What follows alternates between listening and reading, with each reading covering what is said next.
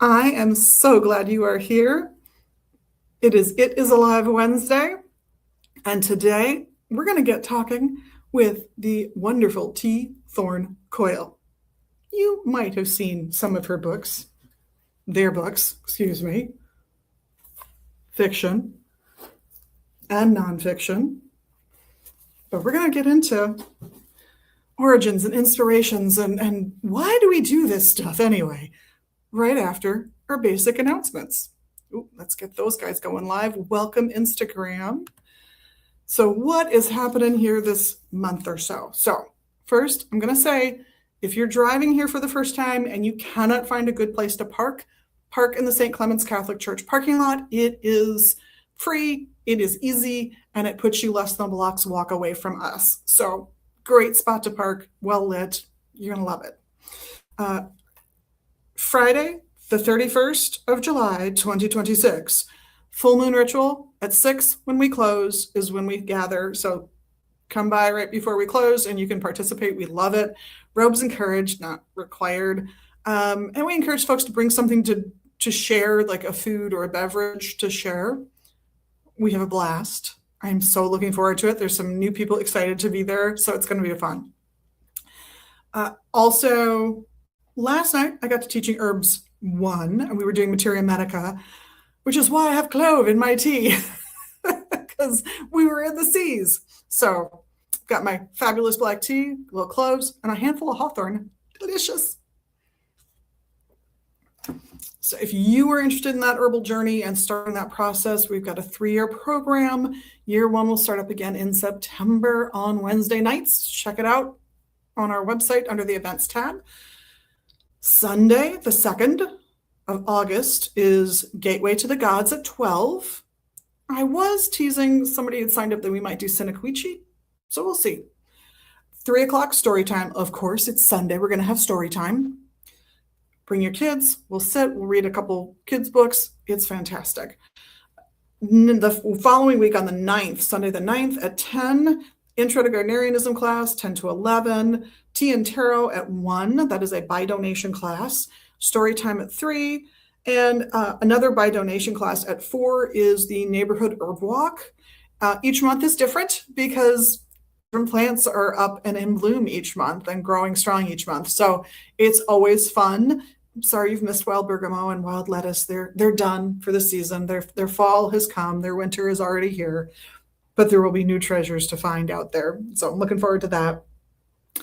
Saturday the 15th at 3, Practical can't say that word today. Practical Magic with probably Daryl. On the 16th, which is another Sunday, we have Reiki 1 offered at noon, 3 p.m. story time, of course.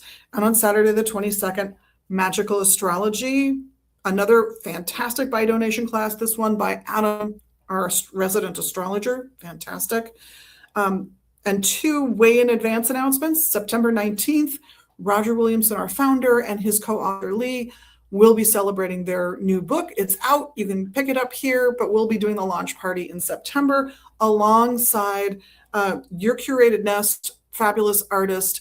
She's going to be in for her art opening at the same time. So it's going to be a party. Stop in when you can. And of course, on Thursday, October 8th, the concert we're all waiting for, Black Willow Starling, will be here. $15 a ticket for a set. It's going to be amazing and fantastic. If you are looking for a reader, let me run through that schedule. Eshu is here today all afternoon, noon to 6. He'll be here Friday, the same hours. Saturday, noon to 3. He shares that day with Margaret, who's here from 3 to 6. She is currently our only female tarot reader, so if you're looking for that perspective, that's the time to come in. And Eshu is again with us all day on Sunday from noon to 6. Daryl does his oracle readings 12 to 2 on Mondays, 3 to 6 on Tuesdays, and noon to 3 on Thursdays. Morpheus is doing his dream interpretation 2 to 6. And Ravenwolf is here Tuesdays and Thursdays, noon to 3 on Tuesdays, 3 to 6 on Thursdays. $2.50 a minute plus tax. We'll ask if you want to leave a tip, of course, but that's up to you. So that's our fabulous Do You Need Some Divine Guidance? And if you're looking for somebody for an event to do a readings at, give us a call. We'll put you through to one of our fabulous readers. So that's what's happening. Oh yeah, what are we wearing? Look what I got for you guys today. I've got tiger's eye. I've got this cute little band.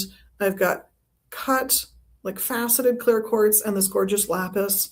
And this little beauty, which I adore. This little guy, one, think ocean, think subconscious, dreams, psychic abilities, but this is an animal that means business. Don't threaten this animal. Don't appear to be an enemy to this animal. It has a little claw. It's going to poison you. It's going to shoot it out and get you. So it's extremely defensive. It's a wonderful piece of watery protection magic, which I think is adorable.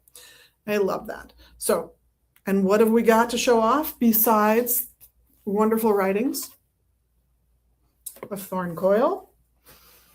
I want to let you guys know, and I meant to say this last week, and I don't think I did. Fred Souls has been resurrected, and it has arrived. Are we already out of some sense? Yes. Is the next order already in? Yes. Do we have all of the sense? No, because they sent us the order that we placed May 10th.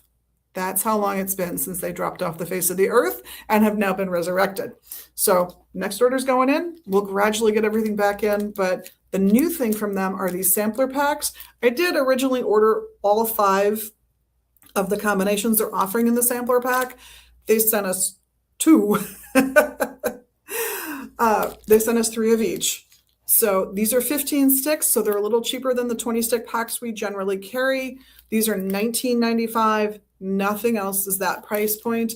And I did find out from their wholesale representative that they will not have the ability to even make jasmine stick incense for probably at least the next 2 months. And so I have been recommending, and we're sold out, of sampler number 2, I believe it is, which has the jasmine in it, 5 sticks. So you get 3 cents, 5 sticks of each. The one I've got right now is the New Mexico sandalwood, the impossible to make lavender, and the pinon. So they're fabulous, and they're back. I also have a new card from local artisan Megan Thomas. This is her newest design. You might remember her. She's got these, she thinks of these as paper coasters, but we put some on a string so we can have rainbow pentacles up in a garland, and I like that better personally. But her new design, but you might remember her from her other stamp work on these. She's got some runic pieces, some beautiful goddess pieces. I love the rose on these. And oh, there's another goddess one. Just as beautiful, beautiful work. And she also sent over some of her stone carvings and etchings and stencilings. And this is one that she has just done. It's a new type of material for her to be working on glass. So excited for those. Come check them out and see when you get a chance. Or in some cases, you can check these out online. And of course, Chris is back there. Hi. She's painting away at that trunk. Isn't it cute? This is the lid of the trunk, by the way. So you're going to be doing the sun and the moon. Sun and the moon today. And then we'll switch over to TikTok when we're done here. And you can get as much as 10 minutes as long as no one calls the store. So rude. They cut me off. I know. The people love us. They want to reach out and say hello. But yes. So it'll be fun when we get there. But without further ado, let's bring on our special guest. Is Thorn Coyle. They are fabulous. Hi. Hello. Happy to be here. And wow, it's been a long time. I know when you were touring around, I was definitely hiding in the background as much as possible. Yeah. I would always tell people, I can be King Arthur. Look at me, I'm doing it now. But I love being Merlin. Shove me in that back room and let me work numbers with, miracles with spreadsheets and math. And so this is a fun job, though, being King Arthur and getting to do these conversations. I love this. Very cool. I'm so excited that you are here. And I know you've answered this question elsewhere online because I did my homework. I did a little tiny bit of homework, maybe 15 minutes. Beyond my own experiences with you, because you've always been fun to run into and talk to at these events. But what started you out on this path? How did you get from where you started in life to the point where you could see yourself getting here? Well, I've always been spiritual. I was a very spiritual child. I had a profound experience at around age 6 or 7 where I was surrounded by light. I've always had mystical inclinations, and I was raised Catholic. And by the time I was 13, I started going, something's not feeling 100% right to me. And I had friends who had a witchcraft book, and that was very exciting at age 13. But it was one of those really old school books where, you had to whitewash the temple floor and paint the 9-foot pentagram on it. And, but we would stand in the star position in my friend's backyard and all this stuff. Then I backed off. But by age 16, I could no longer say the creed. I literally couldn't push it past my lips, and I was like, it's time to leave. And that was when, yeah, and that was when I was introduced to the spiral dance, and also the concept of animism. I was like, animism, that's what I am. Of course the trees are alive, and the rocks are alive, and the earth is alive, and the water is alive, and I'm part of that, right? Animism, when I learned about animism as a teenager, everything clicked into place. So between that and then being introduced to the craft in a way that made more sense to me, here I am, right? All these years later, it's been, gosh, over 40 years now. And I never thought I would end up, I always knew I wanted to be a writer. So I've always written, but, teaching the craft and writing books on magic, right? That wasn't really part of my plan, but it's the plan the cosmos seemed to have for me. So here I am.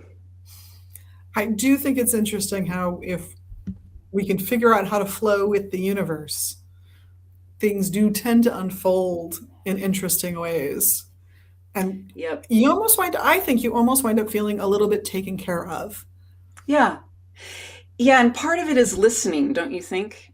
Mm-hmm. Learning how to relax enough and open enough to listen, right? Because so often life makes us frantic and worried, and we shut down, right? Yes. And the more it's what our practices offer us, I think. Our practices offer us ways to open.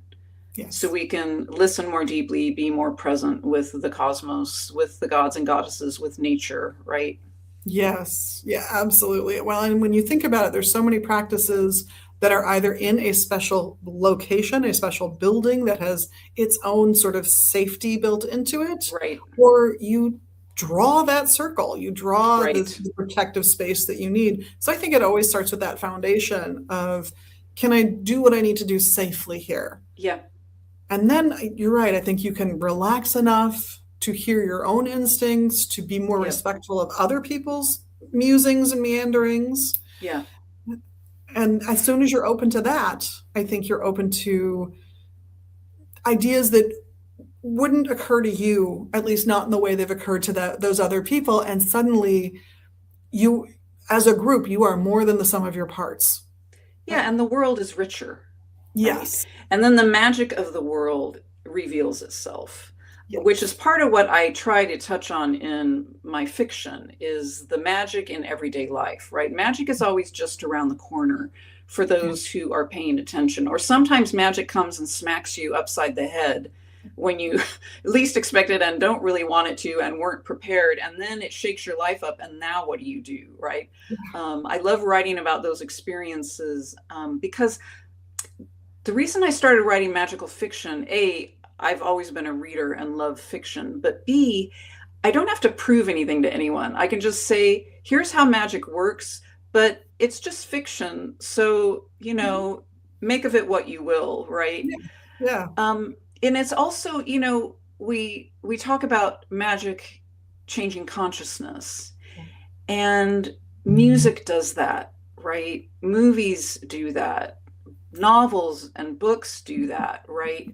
So there's something about seeding our magic in the arts and the crafts, whatever we're doing, including those of us who garden, which that's not me, but a lot of people are gardeners. And that's another way of literally seeding magic, right? Watching it grow and sharing the wealth, whether it's flowers or Yes. fruit or Mhm. vegetables, with the world.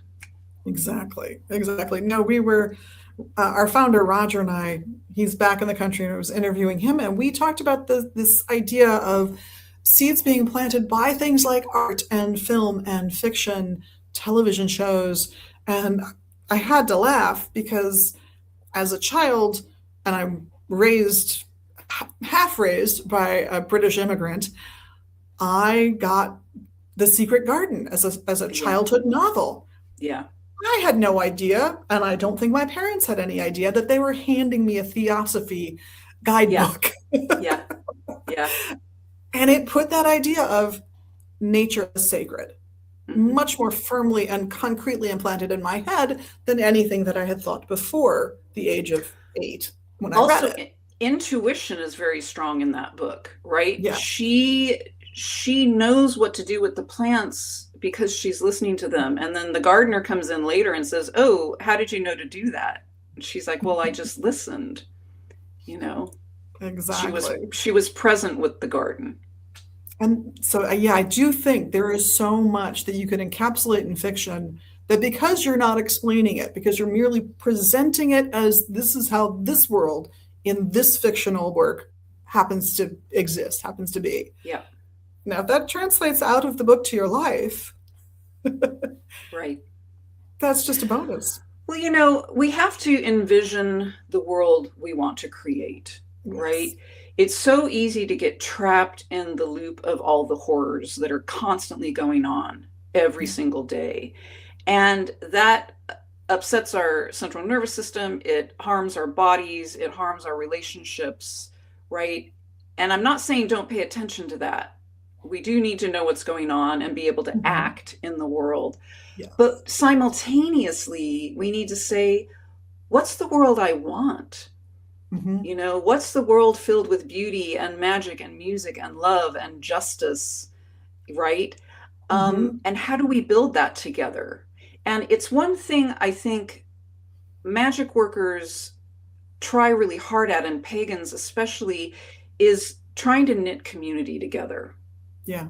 right? You do that in the store, right? Part Hmm. of you're offering community Yeah. space, you're offering classes, you're offering ways to share Hmm. information, knowledge, magic, Yeah. wisdom. And therefore, together, we can say, well, what do we want to build? What are we building together? Yeah. What's the future look like and feel like? Hmm. And those all then become little concrete steps towards that eventual goal. And when we hit a snag, when we hit a like, well, we agree on the goal, but why are you getting there that way? That makes no Right. sense to me. Now we get to have a conversation. I can remember this is one of the few of the short lives that I've done on Tuesdays on Magic when ice was heavily active here. Yeah. And it was a ritual, yes, a very short one, obviously, designed to drive ice out of Minnesota. But there were flames representing the protesters, but then there were Hmm. stones representing all the other people that support the protesters, the Right. people who were taking people to their doctor's appointments because they didn't feel Right. safe traveling on their own, the people who gave Reiki to, folks who had been pepper sprayed because Yep. they were protesting. All of those little pieces, the fact we didn't close our doors, we kept our doors open because we have a back way out of this building. Yeah. And if worse comes to worse, and that was my genuine fear, and law enforcement starts to grind the protesters together, at least we have an escape hatch for you. Yeah. And Yeah. warmth and hot cocoa and all of that's lovely, but the real goal was to give people a safe escape if they needed Yep. it. Yep. That's a very different role than the protesters took. And I love the protesters and everything they did. It was so important. But it's only when we get together and have those conversations in a welcoming space that we can even begin to figure out, Exactly. oh, we need more than one type of contribution to this effort to making this world better in this particular way, whether that is introducing more original art to the world, which I think is inherently valuable. I'm sorry, I'm soapboxing now, not interviewing. I apologize. That's okay. Or if it's something like political activism. Yep. And how that might look and what we should do going forward. And what would that solution look like? Is abolishing ICE enough? Is Right. it too much? What's, you know, what do we, okay, I have an opinion on that, but I'm going to keep my mouth shut. Let y'all Yeah. think. So what does a just society look like and feel like to us? And how do we start building that with each other? And then how does that ripple out in community? You know, I've been partnering with 3D printers to make whistles that I Oh, then yeah. put on key rings, and I have bars and cafes around town that I made boxes for that I refill, right? So then whoever comes in can take a whistle, right? Yeah. It's simple, it's easy, it's something I can do. The 3D printers are thrilled to have something to do, you know, Yeah. because I used to be able to be on the front lines blockading, and I can't anymore, right? So I still have to find ways to engage in Yes. mutual aid, community support, right? All the other things Yeah. I do. And you're right, everyone has a role, just like Yeah. everyone has a role in the circle, right? So it's incumbent upon us to not shut ourselves out of the circle, Yeah. right? Not only does the community hopefully invite us into the circle, we have to choose to step into the circle and find a place in the circle, Yes. right? We can't Yeah. always wait for someone else to call on us. Yeah. You know, and I see that a lot. People are like, well, I don't know what to do. And I'm like, there's 1,000 things to do. Mm-hmm. Figure it out. You know, what's your place in the circle? What I always say, do what you can, when you can, where you can. Yes. Right. And that includes your spiritual practice. That includes your community engagement. That includes work, study, and magic and political activism. Absolutely. And It's, everybody's, you know, it's all up and down the spectrum of it is. the material to the spiritual. Yes. And everybody has phases in life where they're going to be pulled in one direction more or another direction more. And I think you have to give grace for those periods of that person's life. I never expected to become a single parent. I'm a single parent. Right. I'm not going to a protest. I don't feel like I can afford to be arrested because who takes responsibility for my still minor child at that point? Right. And what harm does that do them? Those are considerations, I think, that you don't understand until you have a conversation with somebody about, well, no, I don't do the full moon on the actual full moon because sometimes that occurs on Thursdays and I need to take my kid to Kung Fu. I'm sorry. I'm going to do it on the closest Saturday because it works my life. And I think until you talk to people and understand that your experience of life is not necessarily everyone else's, Right. I think it's really hard to figure out what your place is in that circle. Yeah. But it's incumbent upon us all to do it, you know, Yeah. and so we're back to listening, to opening, to paying attention, right? And also to knowing our worth. Mm-hmm. You know, we have to claim our power and claim our worth to be able to step into the circle. And even if we only can do that a tiny bit right now, it's Mm-hmm. really important because we're all valuable. You know, we're all cells in the body of the star goddess, if, you know, is one way of putting it, right? Yeah. And every cell in our bodies has a role. Am I going to say the cell that's doing something in my big toe isn't important? Well, no. Right? I just don't know what its purpose is, but it knows what its purpose is. Yeah. Yeah. And it's fulfilling it, and we know that because you can walk. Exactly. And Exactly. that is a little more awkward without big toes. Right? She says, as someone who knows who had her big toes amputated, not me, someone else. That's hard. Yeah, it is. But it's something that you might never think to consider if you don't run into somebody with that life experience. Yeah, and it's another thing, right? Appreciation. So for me, gratitude and curiosity are the driving forces of my magic, my justice work, my writing, my art, my community building, everything, right? I need curiosity and gratitude and my imagination. And that is a great basis for magic, don't you think? I do. And I think if you're going to move forward in the world with integrity, and by the way, I think your magic works better if you do have integrity, Yep. I think you have to have those two factors in play. You have to have that gratitude. You have to be curious about the world around you, the people around you. Uh, yeah, I don't see. I guess when I see people who don't have those factors, I watch them box themselves in and ultimately Yep. box themselves out of integrity and honorable behavior, even by their own standards, because of that failure to understand other. Hmm. Yeah. So, Yeah. Psychic teacher Sonia Choquette plays a game called I Wonder, right? And that's part of how she trains people into their psychic skills and into expanding their relationship with their intuition is to just say, I wonder, rather than I know. Now, yeah, sometimes we need to say, I know, but we also need to continuously say, I wonder, because yeah, again, that keeps opening doorways, yeah. opening doorways. And sometimes that can mean that you are letting somebody stub their toe when you could predict that that was going to happen, but it's not going to do them any real harm, and they'll always remember the whole process Hmm. in a way that if you just came in and said it works this way. Yeah.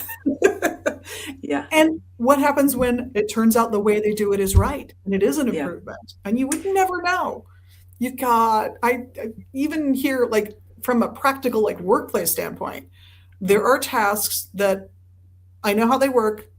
I know what's been the most efficient for me, and I know why certain things don't work well at all. And it's Yeah. because they're not thinking three steps down the line. Right. There's certain tasks I don't say anything about. I let them do it the way they want to Right. do it, and I let them find that third step out Yep.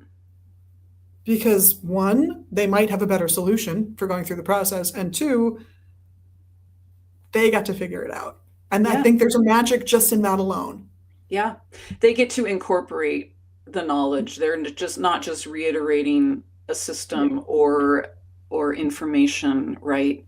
Yes. So then they can deepen with that, and eventually that might even turn into wisdom. Mm-hmm.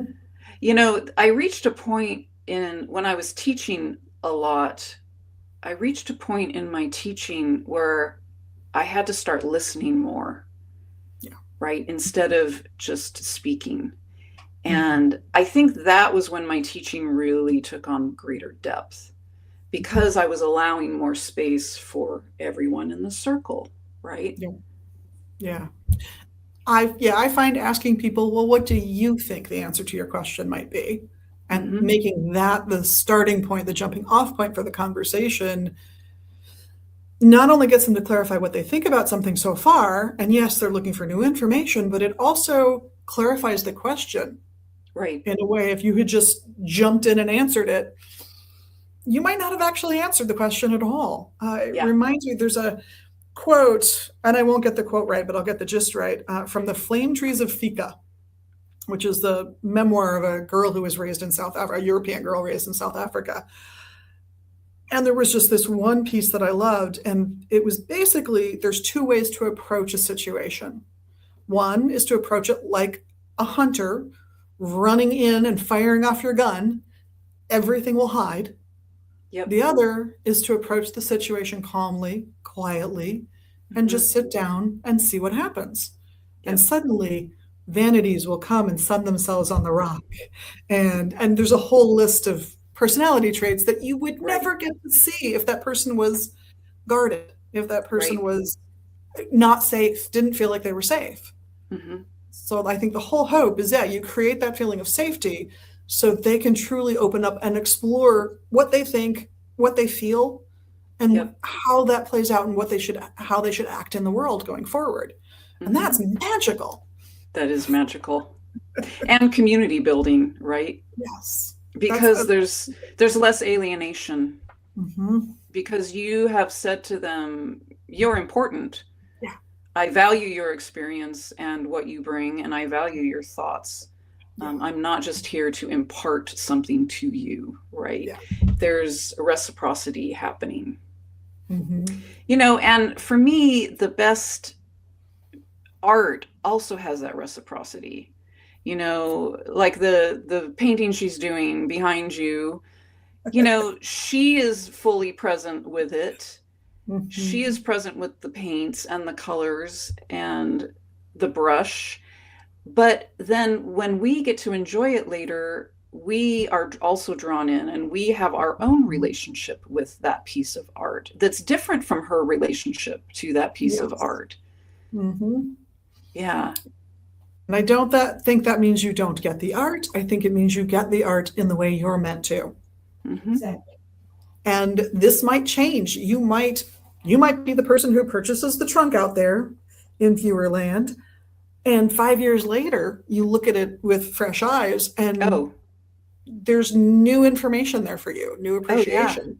Yeah. Yes, fresh eyes and new information. So, one of my recent magic books is Stars of Power. It's an Yeah. exploration of the pentacles. And I've been studying the pentacles since I was a teenager, and I am now 60, right? And at first I thought, well, I've lived this magic for a long time, but I don't in more recent years like really work the pentacles like I used to work the pentacles. Do I have anything to say about them? Mhm. Holy moly, I had so much to say because I had incorporated all of that practice, all of that magic, and it had come through me and changed me so profoundly. I had an entire book's worth to say about it, right? So I had to question my own premise of, well, what does it look like to do this work? And it's like, well, this work has been working me for decades now, right? And it's Mhm. now fully part of my breath and my spit and my thoughts and Yeah. how I move in the world, right? Mhm. So it changed me, and then I was able to bring forth something new about my relationship with that Yeah. magical material. And I'm sure you found that too, with as long as Oh you've yeah. practiced magic. Oh yes. Yeah. The I think if you're stably practicing like with one system for a period of time to the point where you can meet with other people with the same level of experience and do the ritual completely in silence, and everybody's on the same physical spot of the ritual, there is a profoundness to those experiences, and a way that it opens your eyes to what you've been doing all this time and how it affects your view of the world that I think Yeah, is breathtaking. Uh, yeah, and then alongside that, I love innovating. So yeah. that I But think that that it's that combination, yeah, right? It's because you have a foundation, you're able to innovate. yes. I often find people try to innovate too quickly Mm, before they've digested anything. And that's a problem because sometimes my personality or my habits want to reject something, yeah, right? And it's like, no, I actually need to let this sink in, even if it's only 6 months to a year, right? It's why a year and a day is a magical formula, right? yes, It yeah. takes time to incorporate something and comprehend it enough to say yes or no. Mhm. Um, Exactly. And it makes a profound difference to have that hands-on experience. This came up at one point with a pre-initiate saying, well, they can read a book so they can do anything. And I'm like, okay, you have a point, but if Armageddon comes tomorrow, I still don't want you performing surgery on me. yeah, yeah, there's, there is not just the fact that you can intellectually understand the thing, you have to understand it on deeper levels, I think, yeah. to You know, truly, and that's what that year and a day is for. But yeah. Yeah, and I would have students who would say, "Well, but the witch's tool is the body." And I'm like, "Yes, you have everything you need, and you're going to learn something very different if you actually pick up a physical wand, Yeah. because the way energy moves with a physical wand is different than the way it moves with a physical blade. And what Mhm. does the cup have to teach you when you're actually holding the cup and drinking from the cup, right? Yeah. Do you need those tools? Well, strictly no. They're aids, Yeah. right? And Yeah. another thing to have a relationship with, do I need this bar of selenite? No. But wow, it's helpful to hold it and think, yes, I'm now clearing my energy field, Absolutely. No, it's in fact that idea of this is my tool, um, is one of the reasons we have those pre-initiates. They have to write a series of very short papers. Like I tell them, if you've written half a page, you've probably spent too much time on this, but what is the symbolism of the human hand? Yeah. What do your knees mean? What we just Right. ask a series of questions about different body parts of the body. Okay, if you're just going to look at the shoulder symbolically, if you want to go look at some art, go look at some art about it. But what do you think that means? And the answers that we get back are amazing and open us up to conversations that we would never have had otherwise, and really get to some of the fundamental perceptions of who people think they are in Hmm. an amazing way. Are knees about service, or are they about surrender, or are they about strength and reaching new heights because they're involved in jumping? That makes such a big difference Yeah. in how you start to concretize the ritual that you were then going to do. Yeah. Uh, I love that. That's beautiful. That is so very cool. we just really get into all of that kind of symbolic thinking. Like if, and also this is a symbol. And if this Yeah. thing I'm in is a symbol, what is it symbolizing as a whole? Right. And how much of the symbol do I relate to personally? Hmm. And how much will I never quite feel is me? Hmm. Because society's definitions of what these symbols mean change over the centuries. Right. And I might not be in tune with what today's symbolism says that, I don't know, somebody with tatas should have Yeah. as their Right. mindset. Right. And I Right. don't know that if I don't ask myself those questions. Right. And of course, now you're bringing in culture, Yeah. you're bringing in roles, culture roles, all sorts of things, right? And so where does the symbol meet physical reality? How do they influence each other? Where do they diverge? Mhm. Where do the ideas about the symbol versus the physical reality diverge? Where are they the same? That shifts everything for us. And it's a way to expand our consciousness It and our really is. presence and Mhm. our identity. And all of that leads to greater empowerment of self. Hmm. And then you have that responsibility and that privilege of grasping that responsibility, stepping into that circle, and making the difference in the world you want to make. Right. So, Because because I can't do what you can do.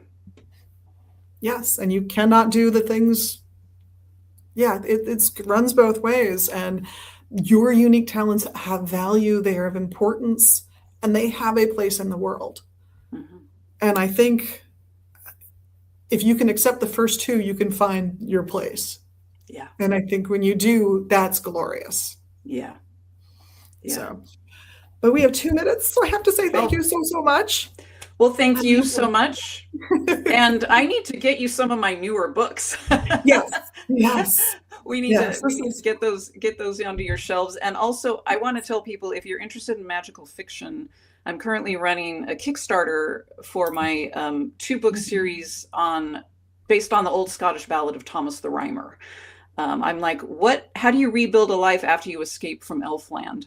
Mhm. So it's called The Rhymer of Ashgrove, and folks can find it on Kickstarter right now. That's going to be fantastic. I am very much looking forward to that. Yes, and I would have brought more books in, but your books, I'm sorry, they sell. And we do lose them. So I grabbed those, but yeah, we do definitely need more of your books in. Absolutely. And to everybody out there watching now, watching later, thank you all so much for being your amazing magical you. Everyone here at Magus loves that about you. How do we not? And of course, we appreciate the little tiny magical things you can do right here in social media land. I do know you know what those are. So go ahead, click that little button somewhere. And I hope that you get to see another interview next week or any of the shorts we do on the other days of the week. And that I get to see you online at magusbooks.com or here in the shop in Northeast Minneapolis. And Well, blessings to Magus Books. thank you, and blessed be to everyone. We'll see you all soon, I am sure.